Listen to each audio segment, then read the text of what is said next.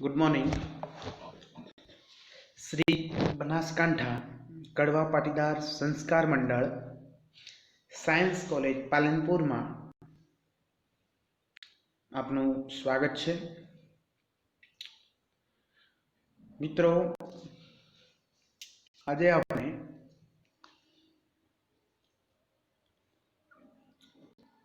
Chemistry विषय अभ्यास करीशुं, जेनो पेपर कोड है CCCH 101 અને રાસાયણિક બંધન વિશે આપણે અભ્યાસ કરીશું। હવે સૌથી પહેલા એનો સિલેબસ જોઈશું તો સંયોજકતા, બંધનવાદ અને તેની મર્યાદાઓ એનો આપણે આ યુનિટમાં અભ્યાસ કરવાના છીએ। ત્યારબાદ સહસંયોજક બંધ અને બંધનો દિશાકીય ગુણધર્મનો અભ્યાસ કરીશું।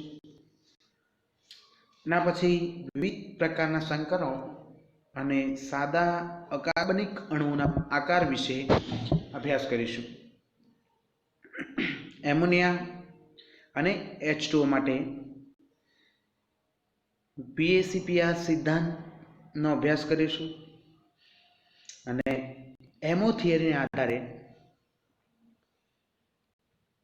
એનર્જી ડાયાગ્રામ જોઈશું N2 અને O2 મોલેક્યુલ માટે અને CO અને NO મોલેક્યુલ માટે આપણે વિગતવાર અભ્યાસ કરીશું।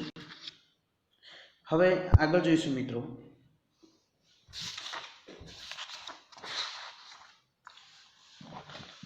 તો સૌથી પહેલા જોઈશું કે રાસાયણિક બંધ એટલે શું।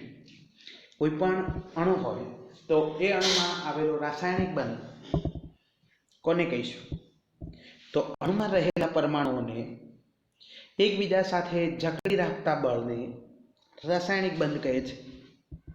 एटले के बे परमाणु वच्चेनुं जे आकर्षण बळ होय ए आकर्षण बळ शुं कहेवाशे? रासायनिक बंध।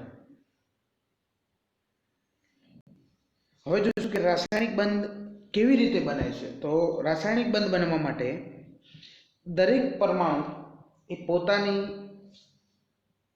अष्टक पूर्ण करी एनी बाह्यतम कक्षा में इलेक्ट्रॉननी गोठवणीथी अष्टक पूर्ण करे अने स्थायी रचना प्राप्त करे तो बंध बने छे। अने आ स्थायी रचना प्राप्त करवा माटे दरेक परमाणु इलेक्ट्रॉन मेळवे अथवा गुमावे अथवा तो इलेक्ट्रॉननी बे परमाणु वच्चे भागीदारी थई अने अष्टक पूर्ण करवानो प्रयत्न करे। आ अष्टक पूर्ण थवाथी बंध बने छे। बे परमाणु पैकी कोई परमाणु इलेक्ट्रॉन गुमावे तो ते धनायन अने बीजो अन्य परमाणु इलेक्ट्रॉन मेळवे तो ए ऋणायन बनावी अणुनी रचना करता होय छे। तेवा अणुमां आयनिक बंध आवेलो होय छे। आयनिक बंध एक रासायनिक बंधनो प्रकार छे। परमाणु अथवा आयनो पर रहेला विरुद्ध वीजभाરના કુલંબિક આકર્ષણને આભારી હોય તે સરળ રીતે સ્વીકારે છે।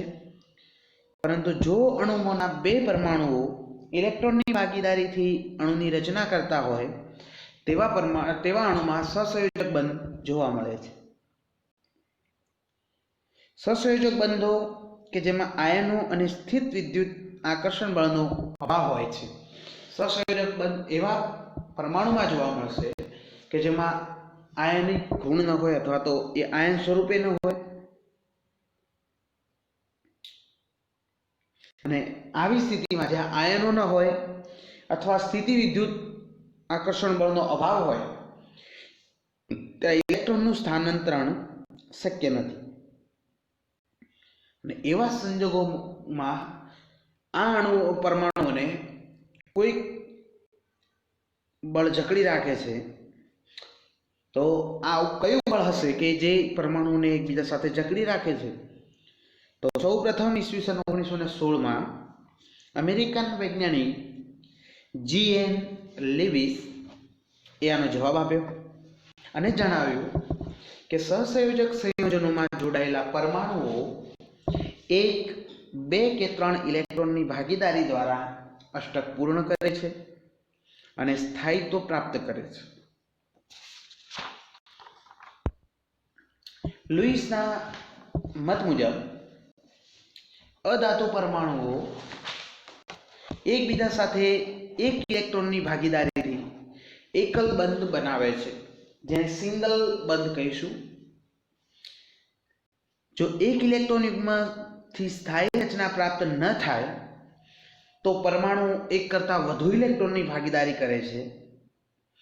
આમ 2 ઇલેક્ટ્રોનથી બનતા બંધને દ્વિબંધ અથવા તો ડબલ બોન્ડ કહીશું. અને 3 ઇલેક્ટ્રોનની ભાગીદારીથી જો બંધ બનતો હોય તો આ પ્રકારના બંધને ત્રિબંધ અથવા તો ટ્રિપલ બોન્ડ કહીશું. પરમાણુની સંયોજકતા કક્ષામાં હાજર અબંધકારક ઇલેક્ટ્રોન યુગ્મને એકાકી ઇલેક્ટ્રોન યુગ્મ કહે છે. તો એની બાહ્યતમ કક્ષામાં હાજર અબંધકારક ઇલેક્ટ્રોન યુગ્મ કે જે બંધમાં ભાગ લેતા નથી એવા ઇલેક્ટ્રોન યુગ્મ જે હોય એને શું કહીશું? Lone pair electron.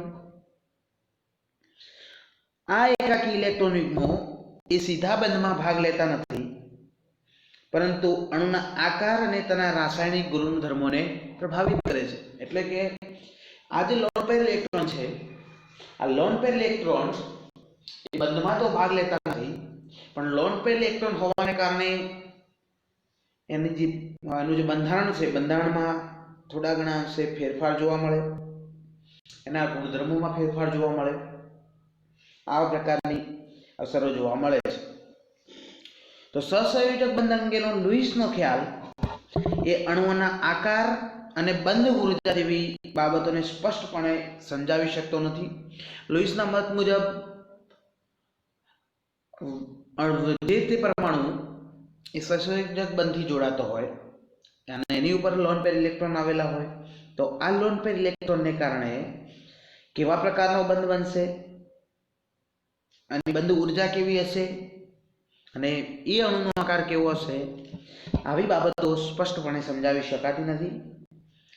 આ બાબતો માટે શ્રોડિંજર સમીકરણનો ઉકેલ એ ખૂબ સરળતાથી સમજાવી શકાય છે, પણ શ્રોડિંજર તરંગ સમીકરણનો ઉકેલ એટલો સરળ નથી હોતો. આથી સહસંયોજક બંધની પ્રકૃતિને સમજાવવા માટે ક્વોન્ટમ યંત્રશાસ્ત્રની એપ્રોક્સિમેશન પદ્ધતિના 2 ઉકેલો, એક સંયોજકતા બંધનવાદ અને અણુકક્ષકવાદ મોલેક્યુલર ઓર્બિટલ થિયરીનો ઉપયોગ લેવામાં આવે છે.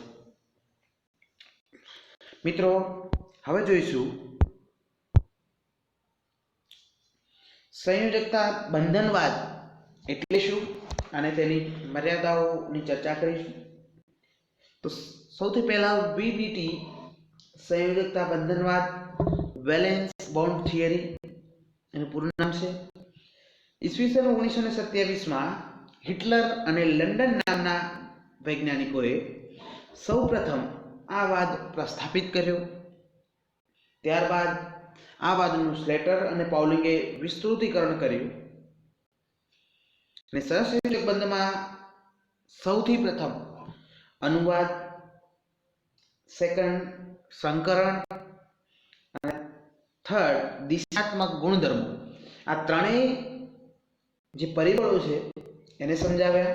અને છેલ્લે ગિલેસ્પી અને નાયહોલ નામના 2 વૈજ્ઞાનિકોએ સંયોજકતા બંધનવાદમાં સંયોજકતા કોષમાં આવેલા ઇલેક્ટ્રોન વચ્ચેના અપાકર્ષણના પ્રભાવને સમજાવ્યો.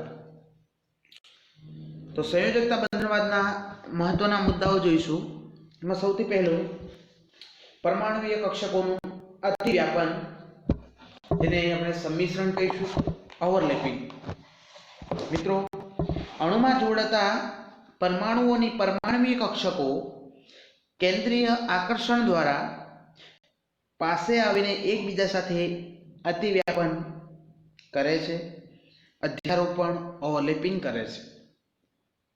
તો સૌથી પહેલો મુદ્દો છે કે પરમાણુવીય કક્ષકો એ પરમાણુનું કેન્દ્ર દ્વારા આકર્ષિત થઈ અને એ એકબીજાની નજીક આવી અને અતિવ્યાપન કરે છે, અતિવ્યાપનમાં ભાગ લે છે. તો આપ જાણો છો કે બાહ્યતમ કક્ષામાં ઇલેક્ટ્રોન આવેલા હશે. આ ઇલેક્ટ્રોન ઋણવિજભારિત હશે. એ જ પ્રમાણે એનું જે પરમાણુ કેન્દ્ર છે એમાં ધન વીજભાર આવેલો હશે. આ ધન વીજભાર અને ઇલેક્ટ્રોન વચ્ચે પણ આકર્ષણ થશે, એટલે એક કેન્દ્ર તરફ આકર્ષાયેલી રહેશે. હવે જ્યારે બે પરમાણુ હોય તો બે પરમાણુની બાહ્યતમ કક્ષામાં ઇલેક્ટ્રોન આવેલા હોય, એ પહેલા પરમાણુની બાહ્યતમ કક્ષામાં આવેલા ઇલેક્ટ્રોન એ બીજા પરમાણુના કેન્દ્ર વચ્ચે બંને વચ્ચે આકર્ષણ થાય અને આ આકર્ષણ થઈ અને બંને પરમાણુ એકબીજાની નજીક આવે છે અને અતિવ્યાપન કરે છે. આ રીતે થતું અતિવ્યાપન એક આંશિક રૂપમાં એટલે કે ખૂબ ઓછું થાય છે, કારણ કે કેન્દ્રથી કેન્દ્ર અને ઇલેક્ટ્રોનથી ઇલેક્ટ્રોન વચ્ચે અપાકર્ષણ થાય અને આ અપાકર્ષણને કારણે તેઓ એક ચોક્કસ અંતરથી વધારે નજીક જઈ શકતા નથી. તમને ખ્યાલ છે કે બંને પરમાણુની બાહ્યતમ કક્ષામાં ઇલેક્ટ્રોન આવેલા છે, તો બંને ઇલેક્ટ્રોનનો વીજભાર સમાન છે, એટલે ઇલેક્ટ્રોનના વીજભાર સમાન હોવાને કારણે એમની વચ્ચે પણ અપાકર્ષણ થશે. બંને પરમાણુ કેન્દ્ર પણ પોઝિટિવ ચાર્જ ધરાવે છે, તો ધન વીજભારિત હોવાને લીધે બંને કેન્દ્રો વચ્ચે પણ અપાકર્ષણ થાય છે. તો આ અપાકર્ષણને કારણે તેઓ એક ચોક્કસ હદથી વધારે નજીક આવી શકતા નથી. આ અતિવ્યાપન થયા બાદ ઇલેક્ટ્રોનની સ્પિન એ પરસ્પર વિરુદ્ધ દિશામાં ગોઠવાય છે. અતિવ્યાપન જ્યારે થાય તો અતિવ્યાપન થાય તે સ્પિન, ઇલેક્ટ્રોનનો જે સ્પિન હોય, એક ઇલેક્ટ્રોન +1/2 સ્પિન ધરાવતો હોય, બીજો ઇલેક્ટ્રોન -1/2 સ્પિન ધરાવતો હોય, તો બંનેના સ્પિન પરસ્પર વિરુદ્ધ દિશામાં ગોઠવાય છે, એટલે કે ગોઠવાયેલા ઇલેક્ટ્રોનમાંથી એકનો સ્પિન કેવો હશે, +1/2 અને બીજાનો -1/2. અતિવ્યાપન પરમાણુની એવી કક્ષકો વચ્ચે સંભવ છે કે જેમની પાસે અયુગ્મિત ઇલેક્ટ્રોન હોય. પૂર્ણ ભરાયેલ કક્ષકો અતિવ્યાપન કરવા માટે અશક્તિમાન હોય. તો અતિવ્યાપન કેવી કક્ષકો વચ્ચે થશે, તો જે કક્ષકો સંપૂર્ણપણે ઇલેક્ટ્રોનથી ભરાયેલી છે એ કક્ષકો અતિવ્યાપનમાં ભાગ લેશે નહીં, પણ જેમાં અયુગ્મિત ઇલેક્ટ્રોન આવેલા હોય આવી જ કક્ષકો અતિવ્યાપનમાં ભાગ લેશે. ત્યારબાદ નેક્સ્ટ છે મિત્રો બંધનું સ્થાયિત્વ. તો બંધના સ્થાયિત્વ અંગેની ચર્ચા કરીશું. પરમાણુીય કક્ષકોના અતિવ્યાપનથી, અતિવ્યાપન કેવા સંજોગોમાં થશે એની ચર્ચા થઈ ગઈ. તો અતિવ્યાપનથી પ્રણાલીની સ્થિતિ ઉર્જામાં ઘટાડો થાય, એટલે કે ઉર્જા મુક્ત થશે અને આણ્વીય પ્રણાલી અલગ અલગ પરમાણુઓની સરખામણીએ વધુ સ્થાયિત્વ મેળવે, એટલે કે ઉર્જા મેળવે છે. પરમાણુીય કક્ષકોના અતિવ્યાપનના પરિણામે પ્રતિ મોલ દીઠ મુક્ત થતી ઉર્જાને બંધન ઉર્જા કહે છે. જ્યારે પણ પરમાણુીય કક્ષકોનું અતિવ્યાપન થાય તો આ અતિવ્યાપન દરમિયાન પ્રતિ મોલ દીઠ, એક મોલ દીઠ જે મુક્ત થતી ઉર્જા હોય એ ઉર્જાની માત્રાને બંધન ઉર્જા કહે છે અને આ બંધન ઉર્જા એ પ્રણાલીને સ્થિરતા પ્રદાન કરે છે. અતિવ્યાપન જેટલું મજબૂત હશે અથવા તો અતિવ્યાપનનું પ્રમાણ જેટલું વધારે હશે એટલો બંધ મજબૂત હશે. આ ગ્રાફમાં જોઈ શકો છો કે જેમ જેમ અતિવ્યાપન વધારે એમ બંધ મજબૂત છે. આ પ્રણાલીની સ્થિતિ ઉર્જા અને પરમાણુ વચ્ચેના અંતરનો ગ્રાફ આપેલો છે, એ જોઈ શકો છો. ત્યારબાદ નેક્સ્ટ છે બંધ અંતર R0. બંધ અંતર મતલબ બંધ લંબાઈ. તો મિત્રો પરમાણુીય કક્ષકોનું અતિવ્યાપન થાય ત્યારે ઇલેક્ટ્રોન બે કેન્દ્રોના આકર્ષણ ક્ષેત્રમાં આવે છે. બે પરમાણુ છે તો બંને પરમાણુનું આકર્ષણ ક્ષેત્ર, એટલે કે બંને પરમાણુના કેન્દ્રો ધન વીજભારિત અને બાહ્યતમ કક્ષામાં રહેલા ઇલેક્ટ્રોન એ ઋણ વીજભારિત છે, તો એના આકર્ષણ ક્ષેત્રમાં આવે અને તે બે કેન્દ્રો વચ્ચે સ્થિત થાય. સહસંયોજક બંધ બે પરમાણુની વચ્ચે સંકેન્દ્રિત થાય છે. ઇલેક્ટ્રોન કેન્દ્રીય વીજભાર દ્વારા ત્યાં સુધી આકર્ષાય છે જ્યાં સુધી પરમાણુઓ વચ્ચે બંધ અંતર સ્થાપિત ન થઈ જાય. આ અંતર જ્યારે R0 થી પણ ઓછું થાય ત્યારે પરમાણુઓ એકબીજાને અપાકર્ષે છે. એટલે R0 એ એમનું મહત્તમ નજીક આવવાની મહત્તમ ક્ષમતા જે હશે ત્યાં સુધી એ નજીક આવશે. ત્યાર પછી એ એકબીજાથી દૂર જવાનો પ્રયત્ન કરે. જે બિંદુ એ નજીક આવી અને દૂર જવા માટેનો પ્રયત્ન કરશે એ અંતર એનું થશે R0.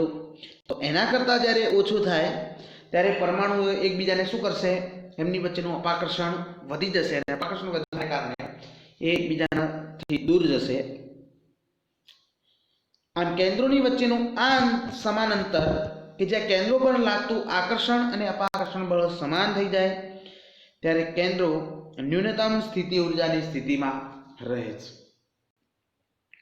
જે બંધ લંબાઈ તરીકે ઓળખાય છે. આ અંતરે બંને પરમાણુઓની પરમાણ્વીય કક્ષકો મહત્તમ અતિવ્યાપન ધરાવે છે. ત્યારબાદ મિત્રો જોઈશું પરમાણુની સંયોજકતાનું નિર્ધારણ. પરમાણુની સંયોજકતા કેવી રીતે નક્કી થશે? તો સહસંયોજક અણુમાંના પરમાણુઓની સંયોજકતા નું નિર્ધારણ એ તે પરમાણુમાં હાજર અયુગ્મિત ઇલેક્ટ્રોનની સંખ્યાને આધારે કરવામાં આવે છે. તો જ્યારે પણ સહસંયોજક બંધ બનશે એ કેવો બનશે? તો તેમાં રહેલા અયુગ્મિત ઇલેક્ટ્રોનની સંખ્યા પર એ નિર્ભર છે.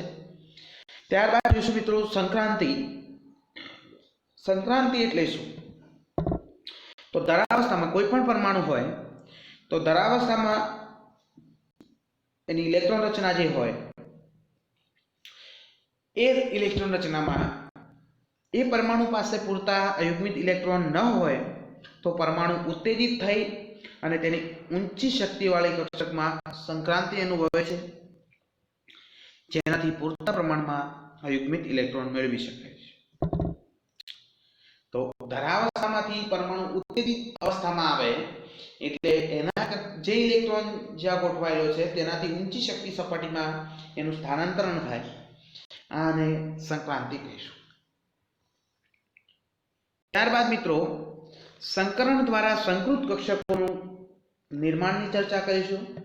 તો કોઈ પણ પરમાણુમાં ઇલેક્ટ્રોન ભિન્ન ભિન્ન કક્ષકોમાં હોય તો સમાન શક્તિ તથા સમાન સમમિતિવાળી સંકૃત કક્ષકોનું સંકરણ દ્વારા નિર્માણ થાય છે.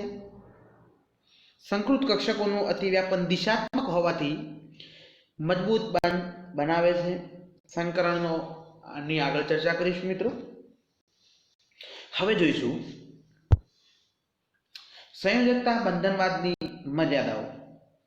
સંયોજકતા બંધનવાદ અનુસાર જે પરમાણુ કક્ષકો અર્ધપૂર્ણ ભરાયેલી હોય અથવા તો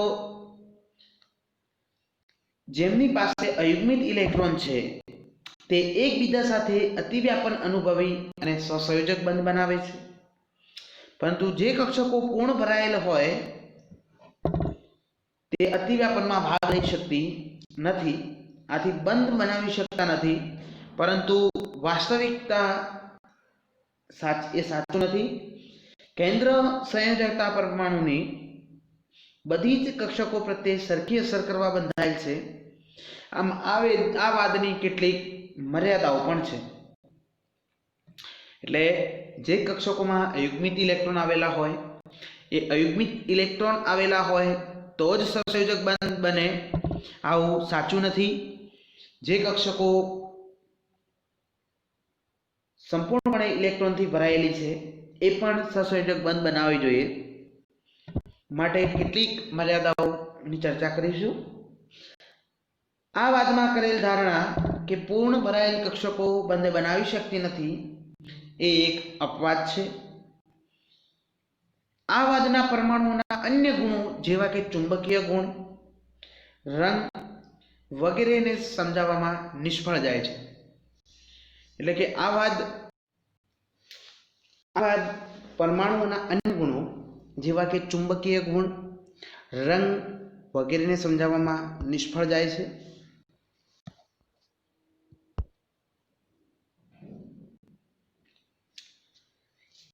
પરમાણુના ચુંબકીય ગુણ સંયોજકતા બંધનવાદને આધારે સમજાવી શકાતા નથી. આ વાદ ઇલેક્ટ્રોનની ઉણપ ધરાવતા તથા આંતરધાત્વિક સંયોજનોમાં થતું બંધન સમજાવી શકતા નથી. એટલે આ વાદમાં જે પરમાણુમાં ઇલેક્ટ્રોન ઉણપ હોય એ ઇલેક્ટ્રોન ઉણપ ધરાવતા સંયોજનો તથા આંતરધાત્વિક સંયોજનોમાં આ બંધન સમજાવી શકાતું નથી. આ વાદ સહસંયોજક બંધમાં હાજર આયનિક ગુણને સ્પષ્ટ કરી શકતો નથી. તો પરમાણુનો આયનિક ગુણધર્મ શાના કારણે છે એની સ્પષ્ટતા કરી શકાતી નથી. આ વાતથી ની મુખ્ય નિષ્ફળતા જોઈશું તો O2 અણુનો ચુંબકીય ગુણ જે અનુચુંબકીય ગુણધર્મ છે એ સમજાવી શકાતા નથી. ચુંબકીય ગ્રાહ્યતાના માપનથી નક્કી કરેલ O2 નો અનુચુંબકીય ગુણધર્મ આ વાદ સમજાવી શકતો નથી. થેન્ક યુ મિત્રો. હવે આગળના લેક્ચરમાં સહસંયોજક બંધનો દિશાત્મક ગુણધર્મ અને અતિવ્યાપનના પ્રકાર વિશેની ચર્ચા કરીશું. Thank you.